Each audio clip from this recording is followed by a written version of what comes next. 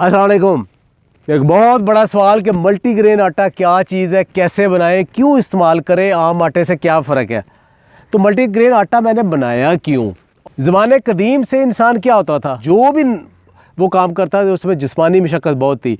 Cycle चलाता था, घोड़े पे बैठता था, तांगे पे बैठता था, पैदल चलता था, जिस्मानी मशक्क़त जाके फिर खेतों में काम करता था। ख़वातीन भी घर में जानवर संभालती थी, सारा दूध बलोती थी, सारे इंतहाई ज़्यादा मशक्क़त वाले काम करते थे और उस सारे में उसको एनर्जी की ज़रूरत थी।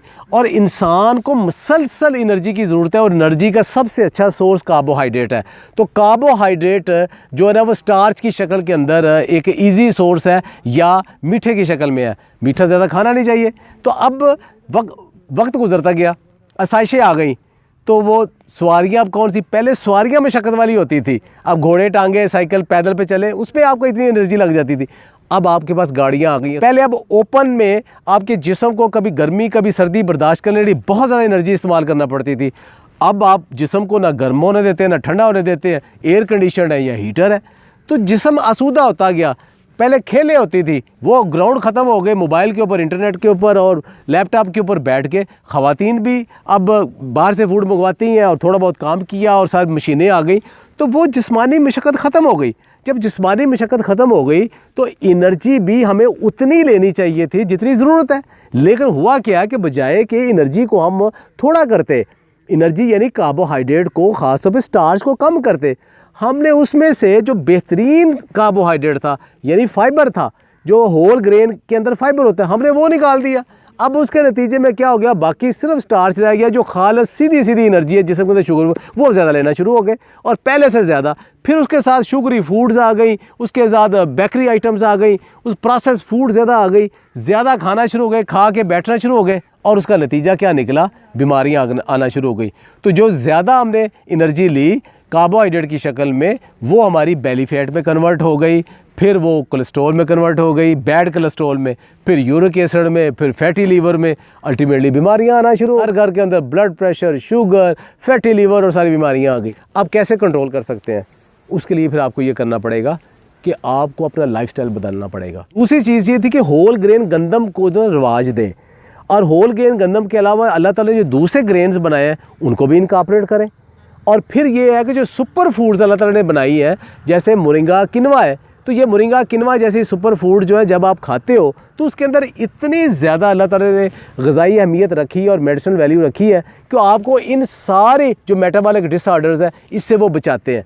लेकिन फिर भी असल सोर्स वो रहता है ना कि अगर हमने वाइट आटा खाई जाना है, मैदा खाई जाना है और वो बेकरी आइटम्स और सफ़ेद आटे की पराठे और रोटियां खाई जानी तीन टाइम, तो फिर खाली ये सुपर फूड कुछ नहीं कर सकती।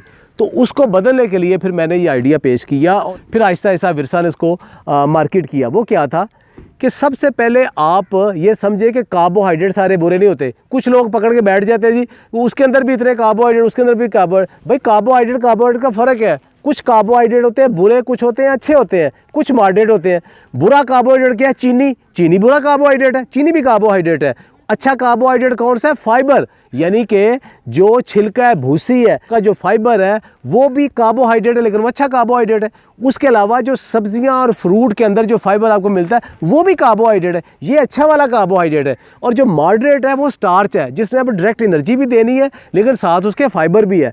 तो आप सिर्फ स्टार्च से कम्प्लेक्स कार्बोहाइड्रेट शामिल कर दें, जो कि मल्टीग्रेन आटे में यही शामिल किया। तो टोटल कार्ब्स नहीं बदले लेकिन कार्ब्स की नेचर चेंज हो गई। अब उसके लिए क्या किया, गंदम को 50% से कम कर दिया और होल ग्रेन कर दिया। साथ क्या किया कि आपने जौ और जवी, जो कि अल्लाह के नबी सल्लल्लाहु अलैहि वसल्लम की सुन्नत है, और उनके अंदर जो कार्ब्स हैं वो सिर्फ ग्लूकन नहीं फ्रक्टन्स भी हैं और उनके अंदर मेडिसिन वैल्यू भी ज़्यादा है, वो शुगर को भी कंट्रोल करते हैं आम गंदम के मुकाबले में। फिर आपने उसके ऊपर जो छोटे बीज है जिन्हें मिलेट्स कहते हैं, यानी कि बाजरा और चरी, वो कम्प्लेक्स है, वो भी कार्ब्स हैं लेकिन कम्प्लेक्स है और साथ उनके बेशुमार प्रोटीन भी है, मिनरल्स भी है, विटामिन भी है, वो भी सेहत के लिए अच्छे हैं। फिर उसके साथ आपने शामिल किए चने, जो कि प्रोटीन का बहुत अच्छा सोर्स है।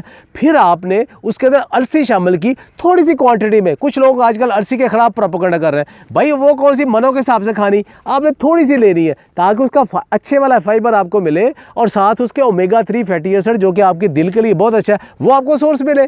फिर उसके साथ किनवा आया। किनवा अकेला भी खा ले तो आप 7 बीमारियों से बच जाते हैं। लेकिन वो महंगा पड़ता है, टेस्ट पर नहीं है, तो उसको भी आटे में डाल लें, किनवा को भी डाल लें। लेकिन याद रखें मल्टीग्रेन आटे के अंदर 20% से कम अगर किनवा डालेंगे तो आपको वो फ़ायदा नहीं मिलेंगे। और फिर आखिरी चीज़ उसके अंदर डालनी है मोरिंगा, क्योंकि मोरिंगा सुपर फूड का सुपर फूड है। इसके अंदर ना सिर्फ मिनरल्स हैं, विटामिन्स हैं, आपकी सेहत के लिए अच्छे कंपाउंड्स हैं, दर्दकोश है, एंटी इन्फ्लेमेटरी है, एंटीऑक्सीडेंट है, और आपके जिस्म के अंदर जो सोजियाँ हो रही हैं, अंदर आर्गन ज़ाया हो रहे हैं, डैमेज हो रहे हैं, उनको ये रिपेयर करता है, बहुत सारी बीमारियों से भी बचाता है। अब ये सारा ब्लेंड बना के जब आपने ये मल्टीग्रेन आटा बना दिया तो वो कहीं बेहतर था आपके सादा आटे से या आपके सफ़ेद आटे से। उससे लोगों की सेहत बेहतर होना शुरू हो गई। इवन लोगों का शुगर लेवल जो इतना फ़ौरन आम रोटी खा के स्पाइक करता है वो नहीं हुआ। लेकिन एक चीज़ याद रखें, मल्टीग्रेन आटा इलाज नहीं है, मल्टीग्रेन आटा खुराक है। अगर कोई बंदा ये समझता है ना कि वो शुगर की दवाई छोड़ के, वो कोलेस्ट्रॉल की दवाई छोड़ के सिर्फ मल्टीग्रेन आटा खा लेगा ठीक हो जाएगा, वो सादा है। वो आप मल्टीग्रेन आटे की रोटी खाएं तो और दूसरी रोटी ना खाएं, बेकरी आइटम ना खाएं, शुगरी फूड ना लें, आपको ये सारी बीमारियां होने का चांसेस ही बहुत कम हो जाता है।